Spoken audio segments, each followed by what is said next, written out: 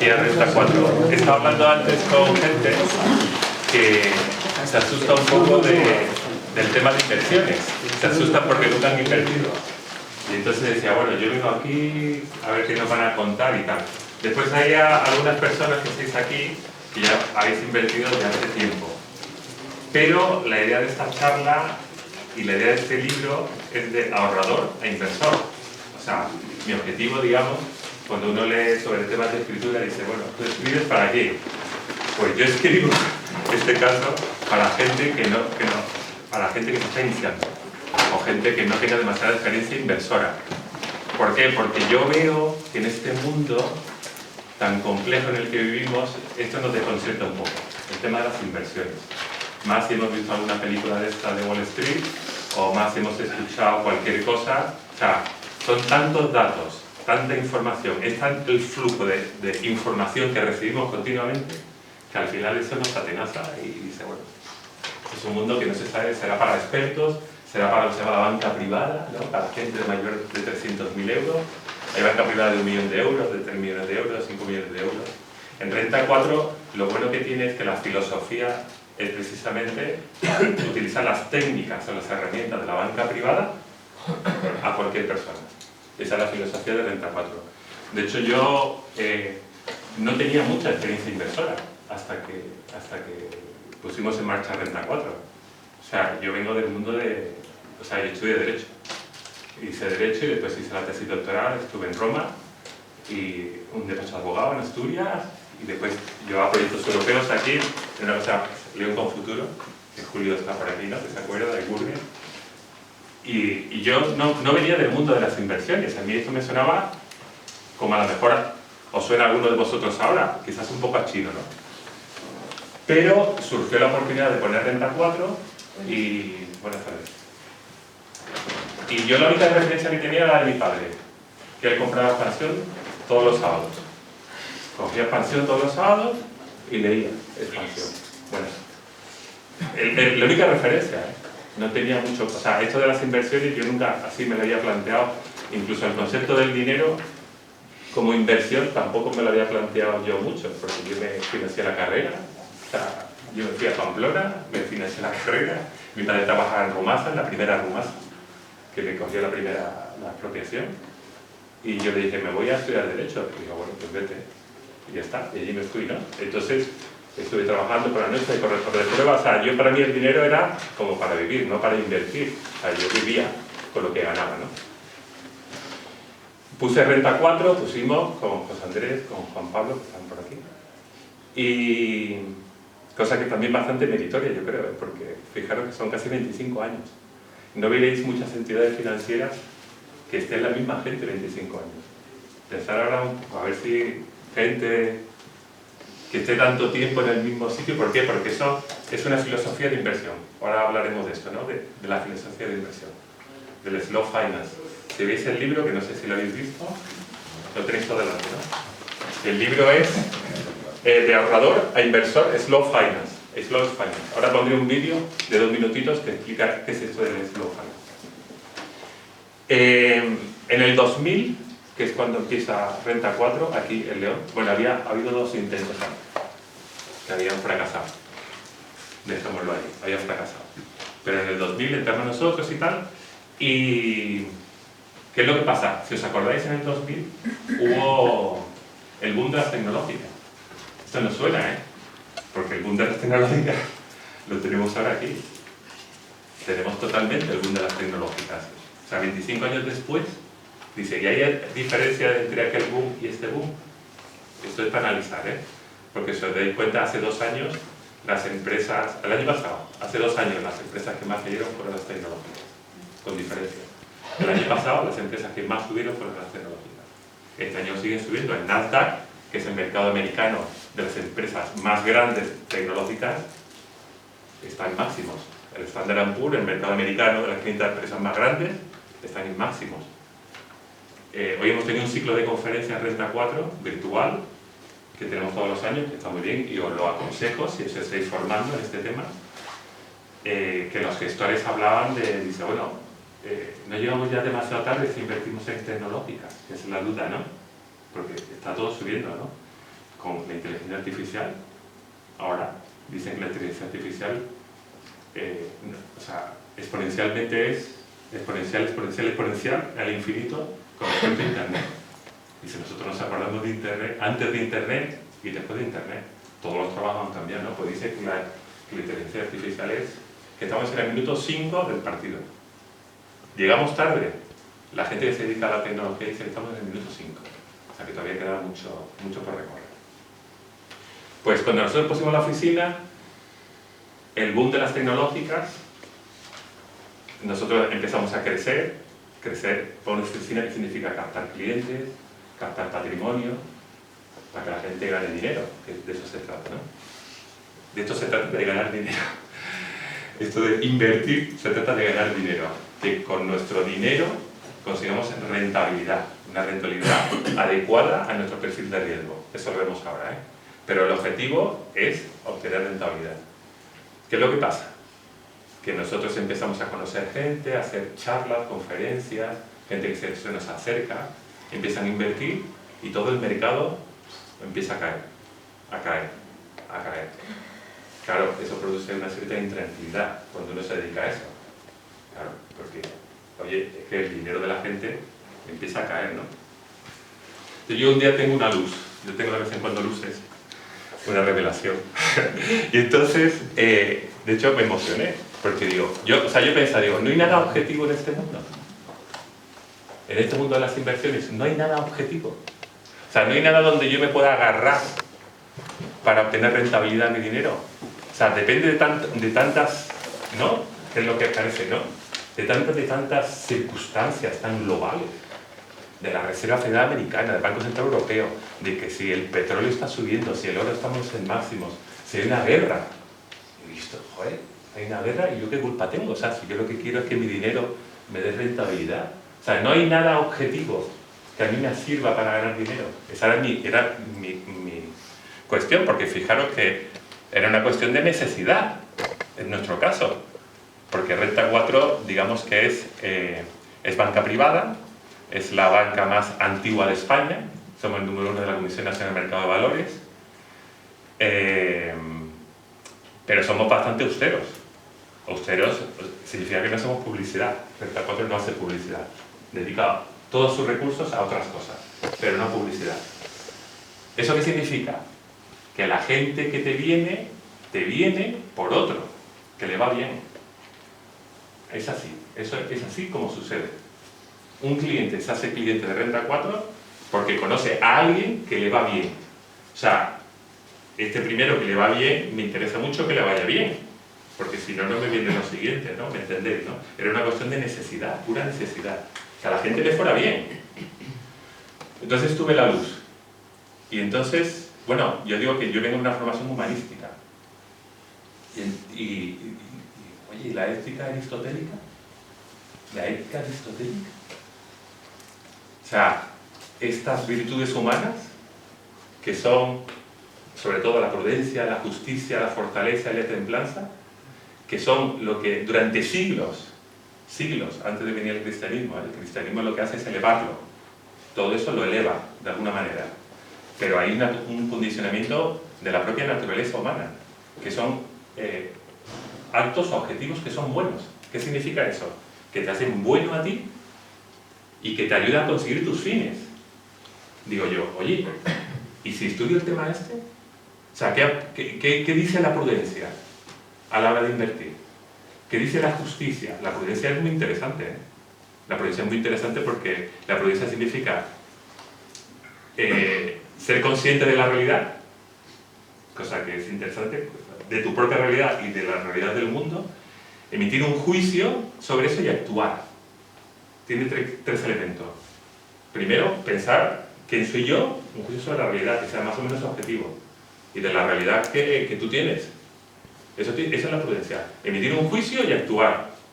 Si no actúas, es teórico. Es actuar. Y nosotros, en el tema de las inversiones, es algo práctico. O sea, está fundamentada en una teoría, pero esa teoría no se puede quedar en la teoría. La práctica significa que un cliente, el 1 de enero, tiene 100. ¿Y cuánto tiene el 31 de diciembre? Eso es así.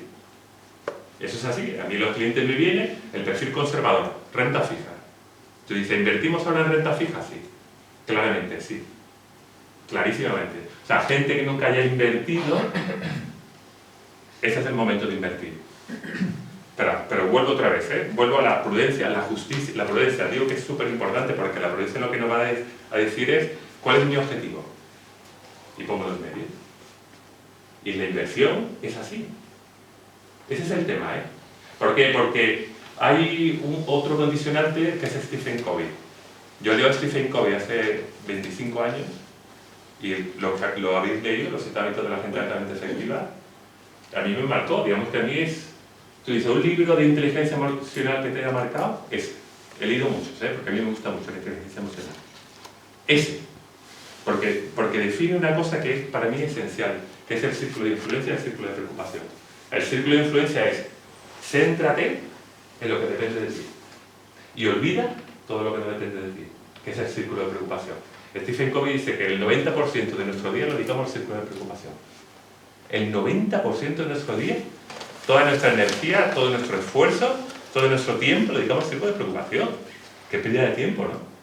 Y sobre todo a efectos de eficacia, que falta de eficacia, ¿no? Dedícate a lo que depende de ti. Eso de que depende de ti tiene muchos matices, que te gusta, que te ilusiona, que te llena, que lo haces bien, todo eso, es que depende de ti. Entonces por eso yo le decía, bueno, pues las virtudes humanas dependen de mí. ¿De quién depende? Si yo quiero ser prudente, justo, fuerte y templado. No depende si hay una guerra, si los tipos de interés suben y si Putin no sé qué. O si, no, depende de mí. Entonces eso me pareció muy objeto, o sea, me pareció que eso se puede trabajar, ¿no? La prudencia, la justicia que tiene que ver con cómo esa alteridad que tenemos con los demás. En los mercados financieros eso es muy importante, porque tenemos que ser justos como son las cosas. O sea, las cosas son como son, no como a nosotros nos gustaría que fueran. Las cosas son como son. Pongo un ejemplo, por ejemplo, la volatilidad. ¿Os suena el término volatilidad? ¿Alguien sabe qué es la volatilidad? ¿Qué os suena como volatilidad? Pregunta. ¿Qué suena volatilidad? Es que se evapora. ¿Que se evapora? ¿Qué más? Sube y baja muy rápidamente. Que sube y baja muy rápidamente, eso es volatilidad, ¿no? Y si vemos un gráfico que a veces asusta, volatilidad es que sube y baja muy rápidamente. Hay empresas que son más volátiles, hay mercados que son más volátiles, hay activos financieros que son más volátiles y otros que son menos o lineales, que son totalmente lineales. Normalmente los activos de renta fija son poco volátiles, los activos de renta variable son muy volátiles. Pues esa volatilidad, a lo que me refiero, es una característica esencial de la bolsa. Si uno quiere invertir en los mercados financieros, si uno quiere invertir en bolsa, tiene que saber que la volatilidad media pues está entre el 15 y el 20%. Entre el 15 y el 20% anual. ¿Eso qué significa? Que en un año tú estás invertido y eso te varía. Y eso es justicia. Porque es así. Hombre, es que a mí me gustaría que no fuera así. Ya, bueno, pero es que es así. Entonces tú dices, es que quiero quitar la volatilidad. ¿Hay maneras de quitar esa volatilidad? Sí, hay maneras de quitar esa volatilidad. En el libro, si lo leéis, lo veis. Y hay maneras, claro. Por ejemplo, el tiempo. El tiempo difumina la volatilidad de las acciones. La volatilidad está recogiendo el precio de las acciones. Pero si tú ves un gráfico a largo plazo, ¿qué significa a largo plazo? 5 años, 7 años, 10 años. Ese gráfico hace así. ¿Por qué es así? Porque recoge los beneficios de las empresas. En el corto plazo, digamos que hay mucho ruido. ¿Mucho ruido qué es? Que ahora dice que Trump gana las elecciones. Cosa que es probable que suceda. Ruido. Y el mercado fluctúa. Que el mercado fluctúe es una cosa muy buena. Desde fuera parece que es muy fea, pero es muy buena. ¿Por qué? Pues eso significa que hay mucha gente que compra y vende. Y si hay mucha gente que compra y vende, eso significa que hay liquidez. Es decir, que si tú tienes acciones de Telefónica, en un momento dado tú pinchas y vendes las acciones de Telefónica, porque hay mucho movimiento, si no estaría parado. La volatilidad es buena, lo que pasa es que hay que aprovechar la volatilidad. El tiempo es una manera de quitar la volatilidad y la diversificación. ¿Diversificación qué es? Que en vez de invertir en una empresa, invirtamos en varias empresas. Prudencia, justicia, fortaleza. Para tener claro cuál es tu finalidad, hay dos maneras de invertir en bolsa, en los mercados financieros. Esencialmente, hay más, pero bueno, por simplificar, dos maneras. Yo soy una persona conservadora, que no quiero riesgos. Yo soy una persona que asumo el riesgo y que quiero tener una rentabilidad por encima de la inflación. ¿Vale? Porque digamos que si tú tienes el dinero muerto, es un dinero que va perdiendo valor. Eso es la inflación. Digamos que el mayor enemigo de un inversor es la inflación. Pues la inflación, tú tienes el dinero en el banco líquido, pues si está ahora en el 2,6 la inflación, que ha bajado, está en el 2,6 más o menos, tú tienes que conseguir al menos en ese año una rentabilidad superior al 2,6 si no estás perdiendo dinero. ¿Vale? ¿Qué pasaba hasta hace un año y medio más o menos? Que los tipos de interés estaban a cero. Ahora están los tipos de interés a cero, llevamos una década en que la renta fija no daba rentabilidad. El inversor conservador no tenía herramientas para invertir en los mercados financieros. Ahora sí. Ahora sí. ¿Por qué? Porque los tipos de interés, eso depende de los tipos de interés. Los tipos de interés suben, el que tiene una hipoteca, el que tenga esa hipoteca, yo no tengo, pero el que la tenga, veréis cómo ha subido la hipoteca. ¿Por qué? Porque eso está referenciado a las hipotecas normalmente, ¿no? Así como son negativos para la gente que tiene la hipoteca, para el inversor conservador está fenomenal. Porque tú sabes que tienes una rentabilidad segura. No digo asegurada, digo segura. ¿Por qué? Porque cuando uno invierte en renta fija, digamos que está la renta fija y la renta variable. Uno invierte en renta fija, lo que está haciendo es un préstamo. Un préstamo, como si le haces un préstamo a un amigo. Igual, y ya está. Mira, te doy 1.000 euros y al cabo de un año, ¿cuánto me das? El 3%. ¿Por qué me das? Porque, oye, yo este dinero no lo uso, no lo puedo usar durante un año, retribúyemelo, ¿no? Está claro, ¿no? El 3%. ¿Vale? Esto es lo que se llama un bono. Un bono. Un bono es así. ¿Qué pasa? Que ese bono empieza a cotizar. Hay un mercado de renta fija. De hecho, el mercado de renta fija es mucho más grande que el mercado de renta variable. Mucho más grande, porque las transacciones son muchísimas. Pero bueno, tú empiezas y el bono empieza a cotizar. ¿Qué es lo que sucedió hace 2 años? Que muchos bonos hicieron esto. ¿Vale?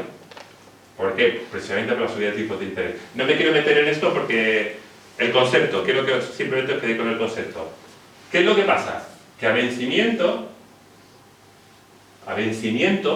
si hemos acordado a un año, a mí me devuelven los 1.000 euros más el 3%.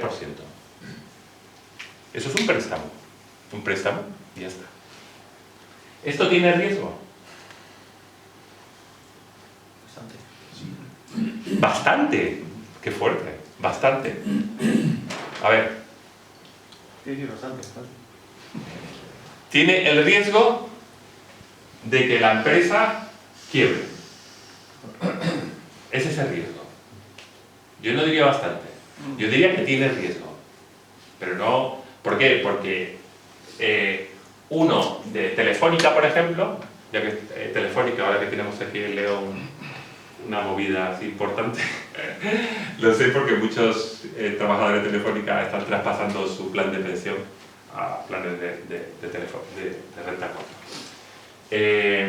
Tú puedes ser o accionista de Telefónica, es decir, compras acciones de Telefónica, que significa que yo soy un inversor de Telefónica, me importa qué es lo que le suceda a Telefónica, o puedo ser un bonista de Telefónica, es decir, compro un bono de Telefónica.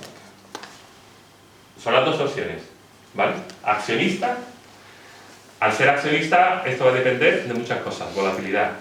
El ser bonista, en principio de Telefónica, hay que ver. Pero digamos que como concepto genérico, no asumimos mucho riesgo. ¿A 6 meses tú crees que Telefónica va a quebrar? Esa es la pregunta. ¿A 6 meses tú crees que Telefónica va a quebrar? Esa es la pregunta que se tiene que hacer el inversor. Y uno se responde y decide, ¿vale? Pues ahora la gente que está en renta fija, digamos que tiene dos opciones, más o menos. Son renta fija de estados, que son las letras del tesoro, es decir, esa es una renta fija que emite el tesoro, garantía del estado, que ahora a un año más o menos está sobre el 3,5% aproximadamente, y sabéis que hay vencimientos a 3 meses, 6 meses, 9 meses o un año. Uno puede comprar letras a 3 meses, 6 meses, 9 meses o un año. Es renta fija. ¿El Estado va a quebrar? Bueno, aquí no podemos poner con teoría conspirativa, no hay caso en la que uno quiera. Pero lo normal es que no quiebre el Estado de aquí a un año. En España, hablo de España, ¿eh? Por ejemplo, o Alemania, no va a quebrar. Y tienes una rentabilidad garantizada. Si quieres asumir un poco más de riesgo, lo que hacemos es, invertimos en renta fija de empresas. Empresas. BBV, Santander, Repsol, Telefónica, Endesa, todas las empresas que cotizan, invierten, o sea, emiten préstamos. Ahora mismo, lo que te están dando es más. En el entorno del 4, 4,5.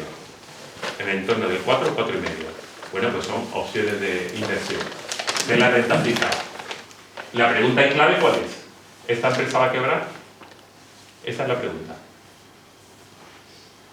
Y después está la renta variable, que ahí sí que ya...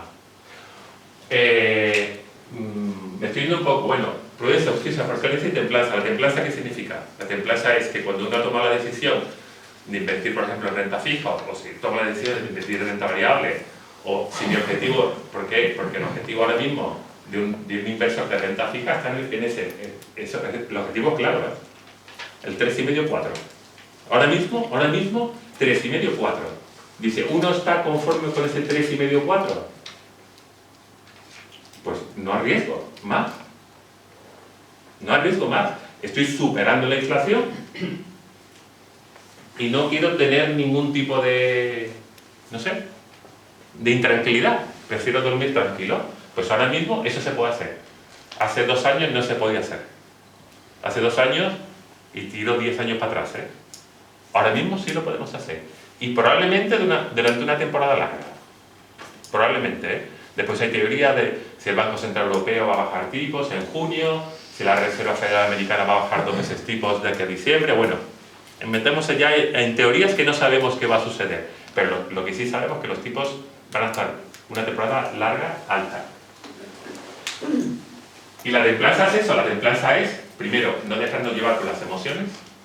Eso es fundamental. Sobre todo si somos inversores de renta variable. Emociones, sobre todo, el miedo o el pánico y la avaricia. Ahí estamos, ¿eh? Ahí estamos. Esas dos, sobre todo. Después podríamos ir una por una. Una por una podríamos ir. Pero, sobre todo eso. En España, si nos comparamos con el resto del mundo, somos los inversores más conservadores que existen. Hay un sesgo conductual. A mí me gusta mucho la psicología conductual. Hay un sesgo conductual que es la aversión a la pérdida.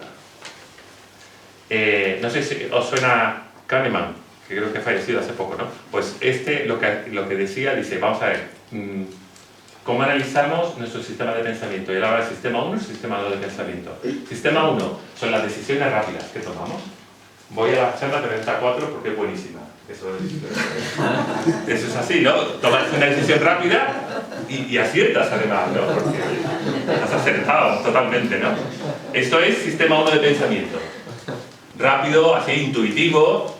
No hay que pensarlo mucho, intuitivo, ¿no? Y tú. Después está el sistema 2 de pensamiento, que son las tomas de decisiones a medio y largo plazo. son las decisiones como más trascendentales, ¿no? ¿Me caso, no me caso? ¿Tengo pareja, no tengo pareja? ¿Tengo hijos, no tengo hijos? Es decir, eso no lo piensas, bueno, lo mismo si lo piensas, ¿no? Con un café, pero bueno, en fin.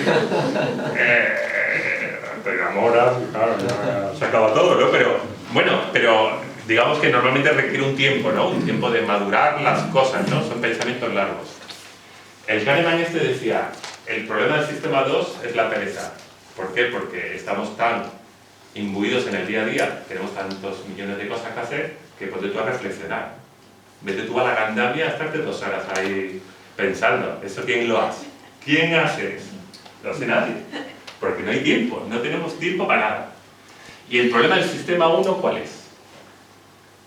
Son los atajos. Los atajos. Son los atajos mentales. O sea, nosotros tenemos una serie de atajos mentales que son bestiales.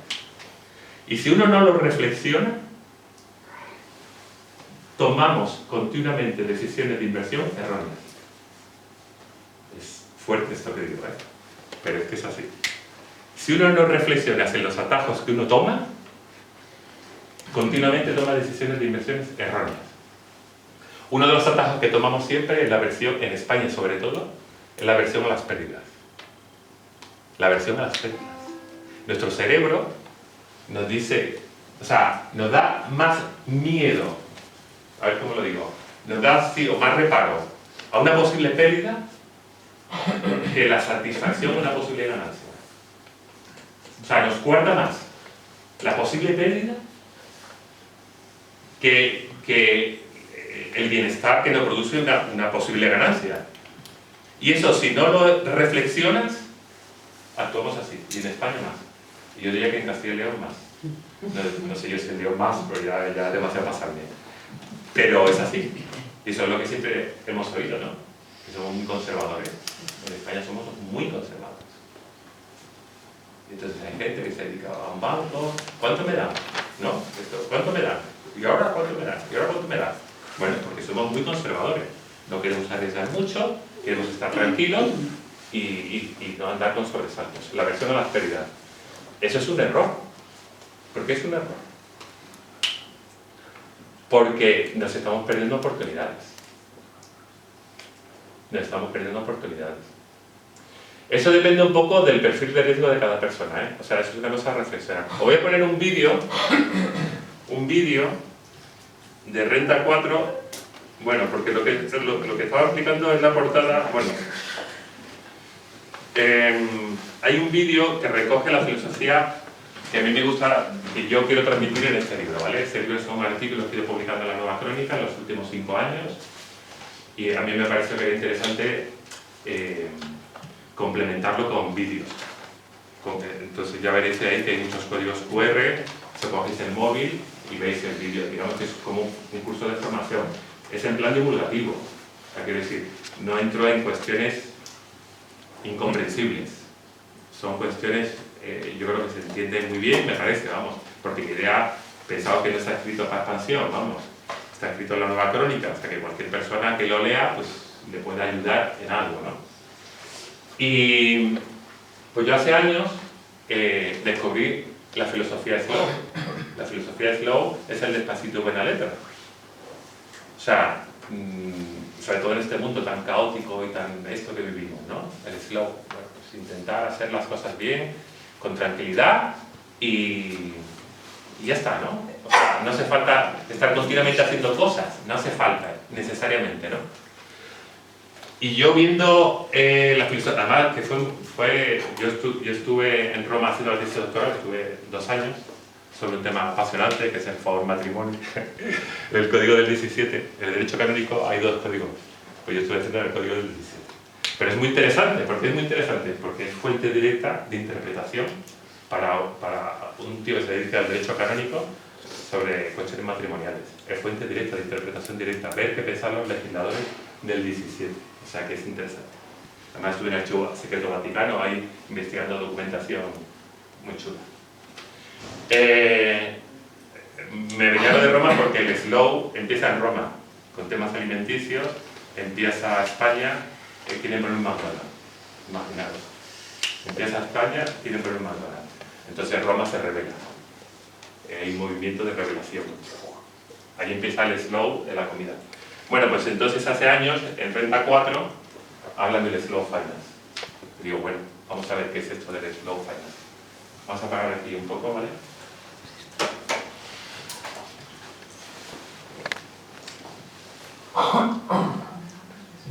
El cliente cada día está más formado, porque hay mucha más información.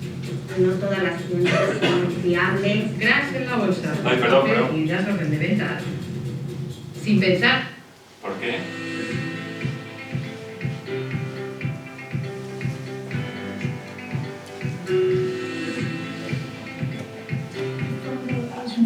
Ahora. Justo antes. Sí, clientes que quieren obtener una rentabilidad Justo lo que dice antes. que la deuda pública. El cliente cada día está más formado. ¿Quién sabe? ¿Juan Pablo está? Está en la entrada. ¿Juan Pablo? Ven un momento. ¿Tú sabes? No sé. No. Es esta. O sea, porque coge esta. Ahora no. Antes. ¿Ahora qué? Ahora sí, Hace 5 segundos. Quiero poner esto.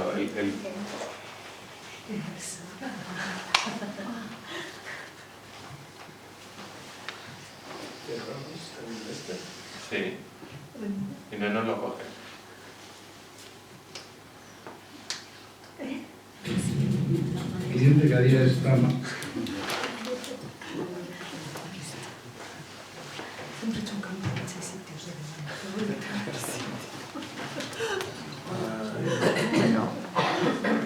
No. Yo creo que no. Bueno, da igual. Da igual. A ver. Es que coge la presentación. Sí, espérate.